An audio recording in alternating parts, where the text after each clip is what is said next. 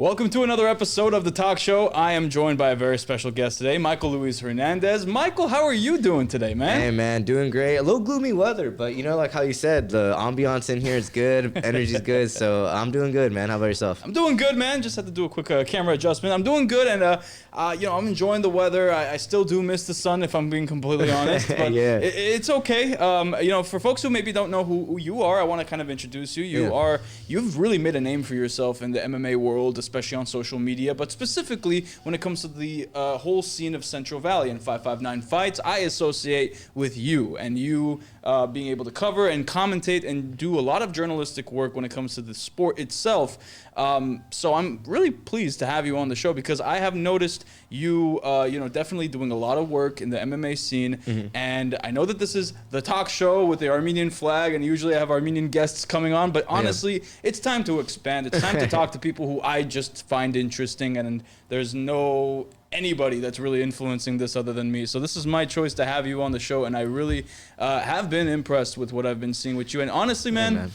That bow tie look, I love it. Hey, thank you, man. I'm pretty hyped because I think I hadn't posted or anything, but my mom got me a 20-pack of bow ties. You're actually getting, this is an MLH exclusive. I got a 20-pack of bow ties, all different colors. So we're going to be rocking some crazy bow tie looks this year. Wow, 2026 is off to a great start. 2026 is going to be crazy. We're going to pull 26 bow ties out for 2026.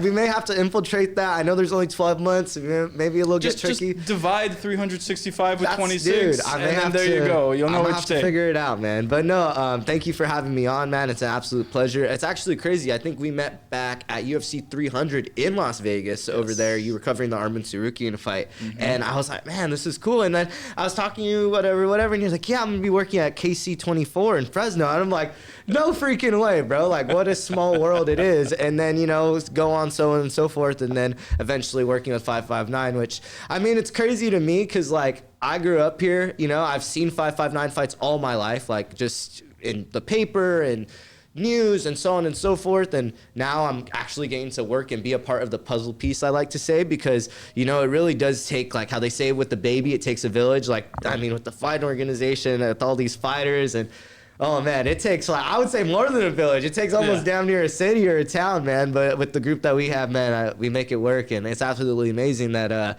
we're gonna be on UFC Fight Pass, man. 120 shows it took us, but man, it was just I feel like every single show was like a great stepping stone in order to build to that point, because if you watch any 559 fight, you know the quality of work that each of these guys go into the cage with, and even to the teams behind them. So it's always great when you get to kind of work your craft and make it to where, like, all right, we belong here. We belong with the best of the best product, and really excited for that to be showcased January 9th over there at Eagle Mountain Casino. You said that this is the first time that it's at UFC Fight Pass, on UFC Fight Pass? Yeah, so we were on UFC Fight Pass's library, actually, for our last show for 118 over at Eagle Mountain Casino. But the 120 show is going to be first ever live broadcast one. So if you actually go on UFC Fight Pass right now, it's kind of crazy. One of the guys over on the 559 Fights team, Steve, he sent it over in the chat, and it's a counting down to the main card of 559 Fights 120, and it's just so surreal to see that, because I've been working there since about 559 Fights 90-ish about now, and now we're obviously 120 shows in, so that means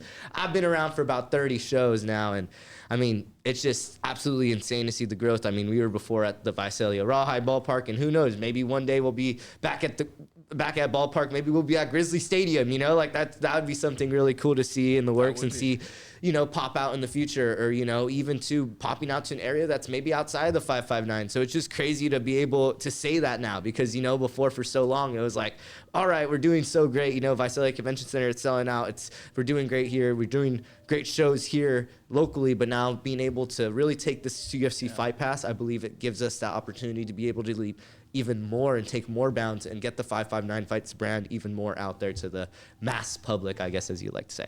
I love how enthusiastic and optimistic and how just excited you are about 559 Fights. And you said a little bit earlier that you grew up, seeing what was happening with 559 Fights. I'm sure that has a lot to do with your background in combat sports, right? Yeah, for me, my brother fights. So it's like I grew up and my brother would always get in school fights and fights in general. And so I kind of restricted myself away from the combat sport aspect. When I was like in high school, I kind of stuck to the football track route, you know, but then eventually my brother really got into fighting kind of a little bit after COVID happened, about 2021, and I was like, you know, I'm gonna go try it out. So I went to a BJJ gym, and then one of his teammates actually was gonna go have a fight, and that was when first time I went to one, and it kind of right aligned with the fact that I actually had a project. I was going to COS at the time, and it was an event project, so essentially covering a live event, covering a local event, and I didn't really know what I was gonna do, because like, I mean, we're in the Central Valley, you know, there's like a whole lot of events, but it's like,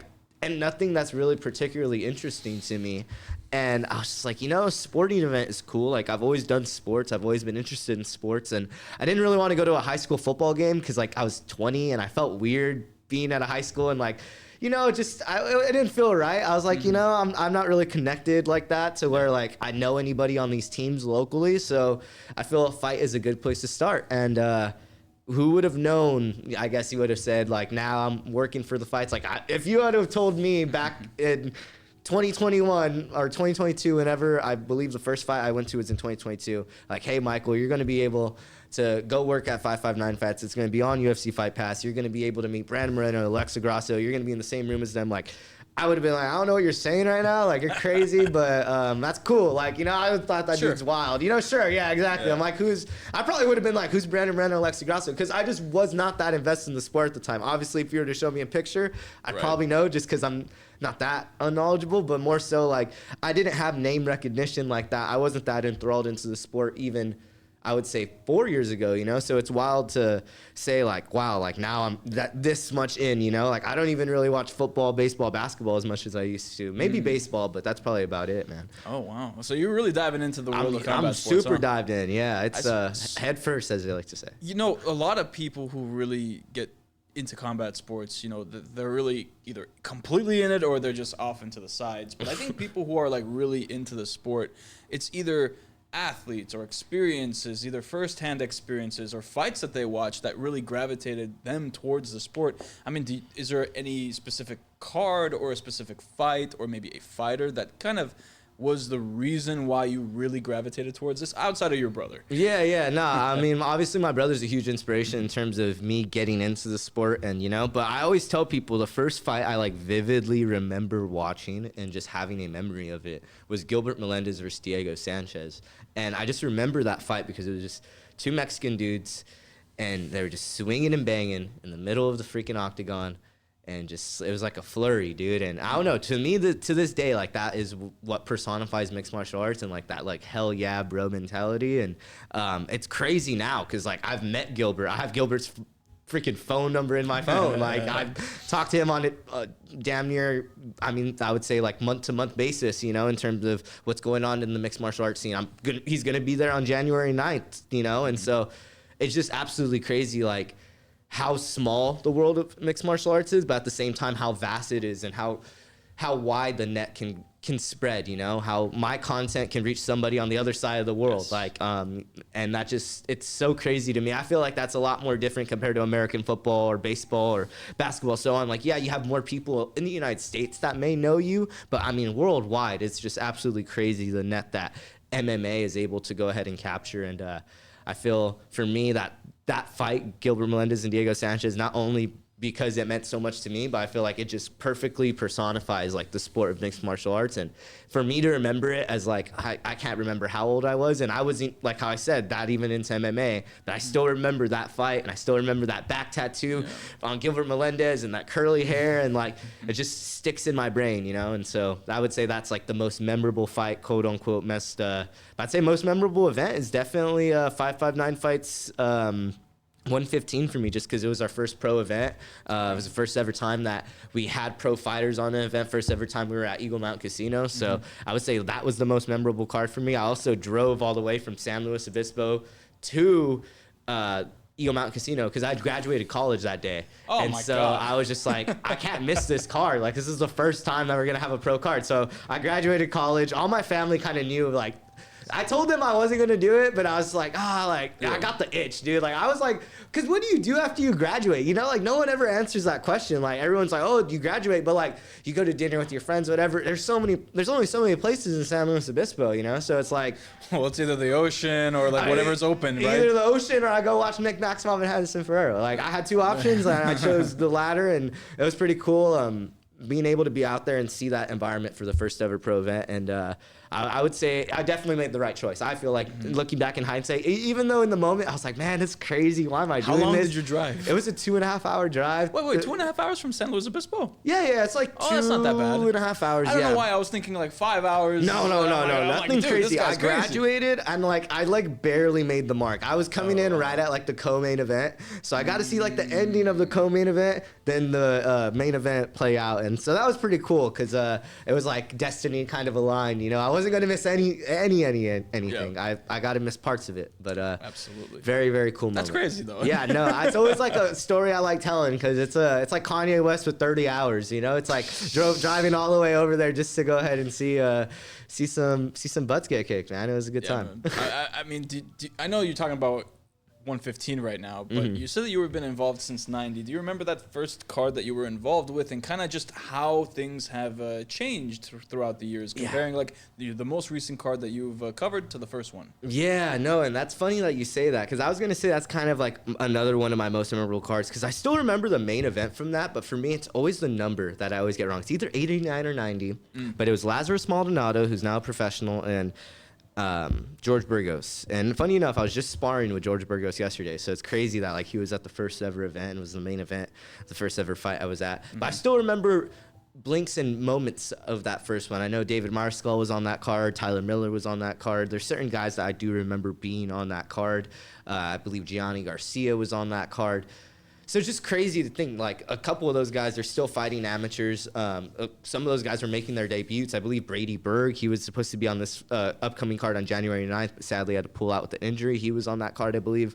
And it's just crazy to believe I was in the stands for that. And, I mean, looking back at it, it wasn't so much of a difference in I wouldn't say the quality, because I believe the quality of fights at 559 fights has always kind of remains same, but I think that fighters have now taken it more serious because they're now seeing it's more of a career path, you know, instead of it just being, okay, cool, this is something I can get into.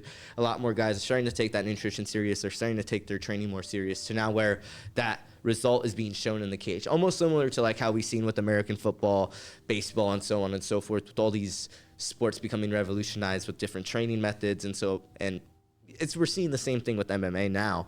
And I believe the more and more you get guys to that top level, you're seeing that representation through presentation in the UFC, in PFL, in these bigger banners. So I believe that's kind of what helps push a lot of these guys to, okay, maybe I can try this out. You know, they see the Xavier Worthies of the world make it to the NFL. You start to see these NFL kind of training like centers in Fresno, right? I believe the same thing kind of has been replicated with MMA. Yes. And you've seen guys now kind of taking their training a lot more serious, and the product has shown in the cage in 559 fights of the year. And I always say, like, UFC Fight Pass deal wouldn't be possible without the fighters, because like they have not like they have stepped it up over the years, but they have taken it that serious to where like the UFC Fight Pass level competition wants to be in the same realm as them. You know, they want to be broadcast, and they're taking a live spot on a Friday night, which is a huge deal, and they're going to be broadcast underneath a huge banner, which is just it's awesome for them. But yeah, that's honestly like the biggest thing for me, is like being able to say like, hey, we're able to put these fighters up on this banner. Not only that, but they're being able to grow their own brand as well. And remind everybody at home, how old are you? I'm 23 years old. 23 years old. Yeah, I feel a lot older sometimes, but 23 years old. I feel like you were around my age, but now you're saying 23. I feel older 23, now. man. Nah, 23. Oh man. I feel like I'm like at least 28. I always tell like everybody I'm like a tree. You know, like how they have like the rings. You know, I'm like, I swear, dude. I probably I got a couple rings added in there just based off of hard work and putting in long hours. But no, I think 23 years of age, man. It's crazy. crazy. It felt like these last couple years have kind of moved slow-mo almost with the whole journalism impact. And I think you can maybe feel the same, you know, because you're just consistently working long nights, so where it's like, you're like, oh, dang, that was only 1 year. Like, you know, you're just like, wow, like, you know. I'll say this to you. I mean, it's kind of like, it feels both ways. It feels like time goes slow and fast at the same time. In the moment, it feels like it's going slow. But once you're all said and done, like, let's say 2 years pass, you look back and you're like, wow, all of that happened. Yeah, no, you're right? Like, and now I'm here. I made it on the other side. And it's like, man, time just went like that when you just think about it. And yeah, I mean, it must be a little bit interesting for you being on the other side of the interview this time, right?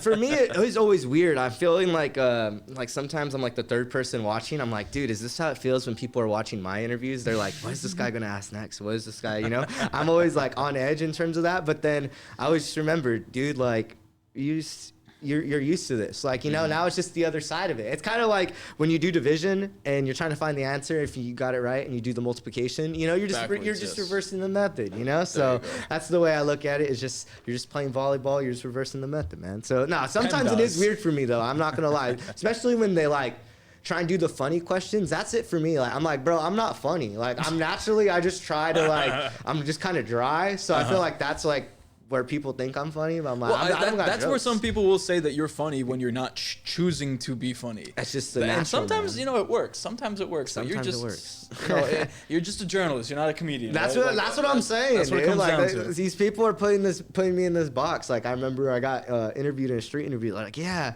I watch your interviews sometimes, and dude, you say some funny stuff. Like.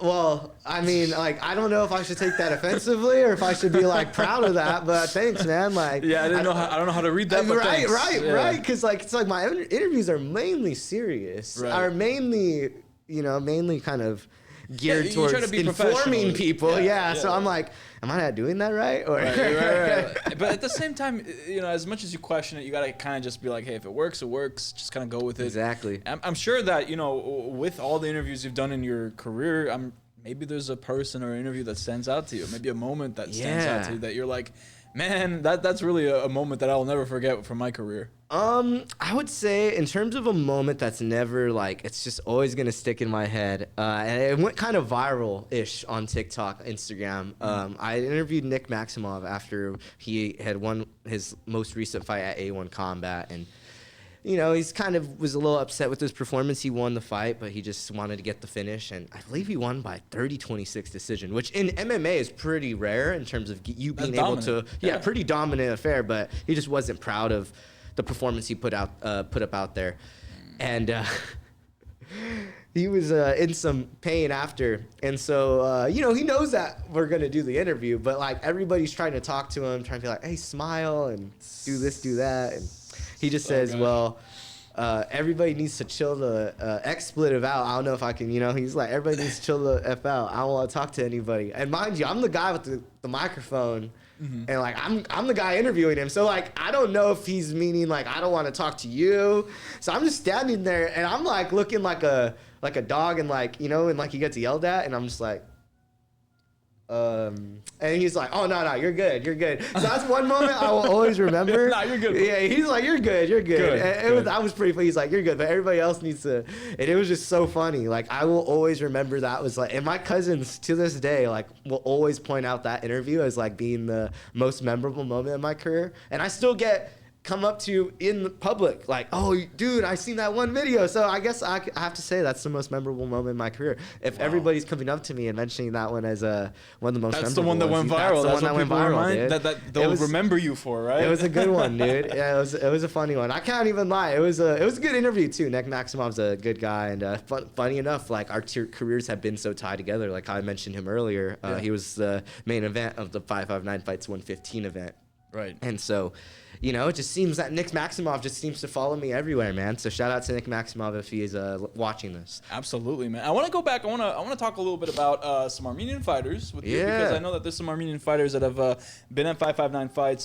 One guy that comes to mind, Fedia Chobanian. I know that he's fought in 559 fights, if I'm not mistaken, or in Visalia, right? Yeah. We also have Amin Darakshan. He was our lightweight champion. He's over there from Team Oyama over there in Irvine. And I always have said, like, Armenian fighters like base over here at 559 is always interesting because when they come in, man, they've just always seemed to dominate. I'm really excited. I believe Amin's preparing for his professional debut. I don't know if I can really put that onto the woodworks just yet, but you know, it's I believe he's kind of prepping himself to go ahead and make that jump here pretty soon. He's had a pretty good career over there at 559 fights. But yeah, Fedyan, I believe, has not fought for us just yet, but he is might possibly... be mistaking it with No, another... I was going to say, I believe he is somebody that has been in the kind of in the rogue hemisphere of being possibly on a 559 fights card, especially now that we're pro, you know, and a lot of names get thrown out there. But yeah, I know Muhammad Amin Takhtadjian. He was somebody that was our lightweight champion. He was somebody with Armenian base.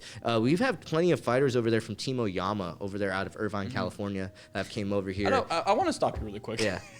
His name is Muhammad Amin Takhtadjian? Yeah. His name is Muhammad. Yeah. That's the first ever Armenian Muhammad I've ever heard of. Yeah, I know, right? That's interesting. Yeah, I wonder what his background is like. Yeah, You know? I believe he's Armenian. I could be wrong about that, but I believe well, the last name Armenian. sounds Armenian, Yes. Takhtadjian, and you know, but he might have, you know, maybe a Turkish connection or maybe something like that. That's very interesting. And the way it's spelled, it's with an ED, which I don't believe that's how you regularly spell Muhammad. But so it's not It's Mohamad. Yeah, and I'm not trying to deviate from the conversation. No, I'm definitely. If he's watching, he's welcome to be on the show as well. But Yeah, that's just very interesting to me. Yeah, he goes by Amin though. I know he's very like I go by Amin, so he goes by Amin Takhtadjian. But yeah, no, Amin's a great guy. He's always a great time whenever we have him at 559 fights. Cool. So looking forward to possibly having him back. Funny enough, he's the only guy to ever beat my brother. So it's a crazy connection that I just made there. Yeah, he's the only guy to ever beat my brother in an MMA fight. So. Yeah, man, these Armenians, man, when it comes to them and fighting, they don't mess around. It's actually so funny that you mentioned that we met at UFC 300 because I was trying to like wrap my head around. I'm like, yeah, I did meet him there, right? Yeah. Like that did happen because that day was so crazy. And I don't know if you know, but that day that we covered the UFC 300 on Saturday, that Monday was my first day starting at this job. Yes, you were telling me that you were going to be moving over to Fresno. So I think I was telling you, oh man, like have you ever been out there? And now fast forward, and I got about like 4 months left on the contract. We'll see what happens next. Yeah. But at the same time, it's just so crazy how much time has passed ever since then. No, I know, right? And it's just so crazy to think like how much the UFC has shifted since then. I mean, in terms of Armin and Charles, that was the fight that we were both there to kind of witness, and obviously what a great fight that was. Looking back at that, what was supposed to happen after that fight? I know, right? We are now. And here we are now. And it's I want to hear you talk about that just a little bit, like the whole situation, about Arman's situation and if he's being treated fairly. Yeah. I've always felt like with the UFC, it's like especially now that they've been bought by TKO, which is obviously like underneath the WWE umbrella. I think that now more than ever, it's being taken into account guys that, you know, just don't have a certain type of marketability or certain type of, you know, charisma about them. And I don't believe Armin doesn't fit the ballot. I just think that, you know, it's like you kind of poke the bear so many times and you're going to be kind of fed the bullet. And I don't believe that it's fair at all in his aspect. But I think from the UFC's perspective, it's like he's had the incident with punching the fan in the crowd. And he's had these incidents where he goes to other promotions and he kind of acts a ruckus, you know. I believe very much by resume alone, there's no doubt that Arman Tsarukyan is the #1 contender at lightweight. Like, I personally believe that. I've said, like, I don't know why he hasn't got the fight because I like Arman's style as well. I think for the UFC, it's more so like they always think, okay, well, if this guy wins, where can we take him next, you know? And it's like, how much of a liability is Arman Tsarukyan out in the public with the UFC championship belt if he does win it, you know? And like, I don't mean liability in a negative sense. I mean it more so as like, well, we've seen this guy literally punch a fan on the way to the crowd, like on the way to go and do his own fight. Like, what is it that he's going to do next? And so even headbutting, like, I think he headbutt Dan Hooker in his last fight. So I think it's one of those things where it's like, you know, it's like, what do you say? It's like it weighs on both sides. It's like, all right, cool. Like, yeah, based on resume alone and everything else, Arman should be fighting for the lightweight title. There's no doubt about that. He is way more in line than Paddy Pimblett or than Justin Gaethje, and you know. But then so on and so forth. You're also working for a company, and it's like, you know, if you were to come into KC24, act a ruckus, and you know, act a certain way, it's like, well, are they going to give you a raise, or are they going to like put you up on the next pedestal? Probably not. You know, they're probably going to pick another guy that they think is, all right, cool, well, he's not going to cause as much of a commotion. I think that's kind of what the Arman problem has become. And I don't know. It's kind of one of those things where it's like, I understand both sides of the coin, you know? But I would definitely like to see Arman get that shot, especially against Ilya. I think that fight, especially like compared to Paddy versus Ilya. I mean, Paddy versus Ilya, I think, is more of a money grab kind of fight. Of course. But man, I even think Arman versus Islam would have been the fight. Obviously, we sadly didn't get to see that. So you want me to rip the Band-Aid off? Yeah. This is what I think, and obviously this is just my opinion. Yeah, of course. And obviously, you know, I work. I've worked alongside Armenian Sports News and the guy that runs that page, Andrei Khachaturian. He's put out a reel about that, saying like it's about marketability. There's a big new deal that Paramount Plus has. That's another thing as well. I will say this though, we don't talk about that when it comes to Merab Dvalishvili. Very true. Very true. That's we don't talk point. about that when we talk about Islam Makhachev. We don't talk about that with any other crazy named person. Yeah. Arman Tsarukyan doesn't have that crazy of a name, okay? I think he could be marketable, and he literally, on social media, proves that he can be marketable. Now, him punching the fan and headbutting Hooker, respectfully, this is combat sports, okay? I know we work for a company, but if this was a different era in history, not only would we not think about it in that sense, we would be like, oh my God, this guy is a legend because this guy does whatever he wants to do. And we would tout that because he's not being controlled by a company. He's not being controlled by sponsors. He's not being controlled by anybody else. He does what he wants to do, partially because of his family background and that wealth. But at the same time, like, he wasn't always wealthy his entire life. That only came thanks to his dad, ultimately. Yeah. But I just think it really came down to the fact that Arman is not born in the United States. English is not his dominant language. And because of, unfortunately, that whole situation with Islam and him pulling out, I think that specifically was the nail on the coffin. No, and I agree with you on that as well. I think the headbutting and that, I don't care. Yeah. I think at the ultimately, there is some information that probably hasn't come out about that whole situation in LA. Yeah. And there's obviously information being withheld by both Dana and by both Tsarukyan's side. I just don't think it's as simple as we think it is. Yeah, right? no, and that's always a great point. It upsets me because, like, again, Ilya Taporia. Yeah. What about his marketability? What about Paddy Pimblett? He speaks a very thick English accent too. We're not talking about anything. Yeah. And then you have Justin Gaethje, who is like the company guy, right? And, exactly. You know, born bred American. I think at the end of the day, you said it best as well. He is the most qualified, most clear-cut number one contender. Anybody who is a fight fan wants to see the best fight, and MMA fans have got on boxing for decades because promoters would not give the fans the fights that they want. Now UFC's doing that. No, and I very much agree with you on the fact that I think that Sorry, I had to no, 100%. I believe that that Arman pulling out of that fight against Islam did definitely kind of add a nail in the coffin, and now it's like all these other things hold up as just as much of a barrier to him being held at that title. And I've always said, like, it is a very much weird kind of parallel that is being held against him because, like how you said, Merab it's not held against him, you know? And maybe it is because Merab is U.S. based now and Islam is primarily kind of U.S./Dagestan based. Sure, yeah, Merab loves the U.S., but he loves Georgia. And I really think it is, like how you said, more complicated than we know. Because some people have said, like, oh, it's a race thing, like it's an Armenian thing. I'm like, I really don't think it's that because, I mean, at the end of the day, we have Russian fighters, like how you said, that are champions, and their names, if anything, are way more tough to say. Like, I would say Merab Dvalishvili's name's 20 times more tough to say. We didn't say that about Khabib's name. Exactly. We didn't say that about Khabib. We didn't say that about... We find a way to say his name. I mean, even too, like I would say a lot of South American fighters' names are kind of tough. You know what I'm saying? And so it's one of those things where it's like, I believe that excuse is kind of drawn out and played out. I think it's more so about the fact that, like, if you make things hard for the people that are paying you, then yeah, it's going to be at the end of the day tougher for you to be able to get those opportunities and be able to represent that company in terms of being its quote unquote champion. And like how you said, I do think that the UFC is kind of taking a turn towards like the boxing-esque kind of era.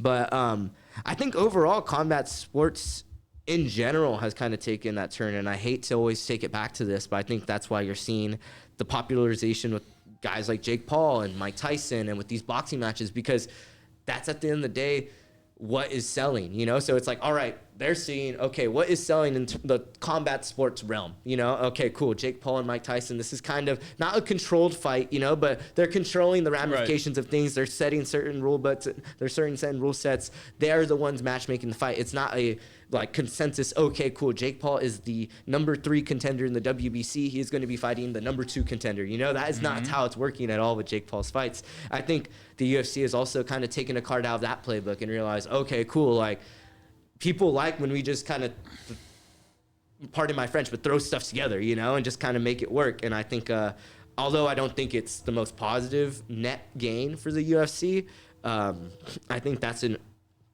overall where the combat sports world has been kind of gearing and shifting towards. And I think you're seeing that even a lot with like the influencer boxing world. I mean, we just seen Andrew Tate have a boxing match and get absolutely demolished. It's like, why are people even buying that? You get what I'm saying? Like, I don't know. Factor, but it's just, it's ruining the sport overall. Yeah, and I think that's kind of why we have seen this this glorification of, you know, these match-made fights and not so much the number 1 contender versus the number 1 contender. Yeah. And it's not, you know, and as not a slight to Armin as well, like you're also seeing in other divisions. I mean, you know, we just seen John Jones basically duck Tom Aspinall for about 2 years and then possibly want to come back just for a White House card that who knows if he's even going to be allowed on the White House lawn. That dude's like a felon and he's done like all kinds of crazy stuff. Like, why would Donald Trump want to have John Jones on the White House lawn? Like, you have no idea what this dude's going to do. I will ensure you that he will be there if they're going to want him there. They will make sure they will make sure he's there. They will make sure that. But even too with the middleweight division, you know, we have Hamzat Chimaev and he's over there and he's kind of holding back the division. He's not allowing for anybody. So I think it's honestly a company-wide problem in terms of the matchmaking and in terms of, all right, okay, who's going to be up next? And I think they're more so worried about putting a title up for each event and not so much like, okay, who's going to be the number 1 contender at this time and like who's going to be in line for the title. It's more like, all right, what's going to be the most interesting fight at this point? And does that, I don't know if that really like tracks and makes sense, you know, but I think that's really what it's came down to and what has been selling for them. So they're sticking to it, I guess, you know. Michael, I am so sorry to cut you off, but we are getting to the end of the show. And I just want to have you just use this as an opportunity just to say, like, you know, what do you got coming up next and what your career goals are for the next 5 years? Yeah, man. So we're hopefully, you know, going to be able to commentate on UFC Fight Pass a couple of times within these next coming years. Hopefully get a recurring role in terms of that. If not that, then hey man, just keep on growing the overall realm of combat sports within the Central Valley. If you want to go ahead and follow that journey, it's going to be mlhmedia.mma on Instagram. But if you are in the Central Valley area, want to come out, 559 Fights 120 on January 9th over there at Eagle Mount Casino. Going to be a great time. Hopefully you can make it out there if you are not too busy over there on Friday. And it's going to be an overall great time, man. So can't wait for it over there, Jason. Awesome, man. Thank you so much again for being on the show. I really appreciate it and hope to see you soon. And definitely I'll do my best to be at that fight. You got it, man. Thank you. Alrighty.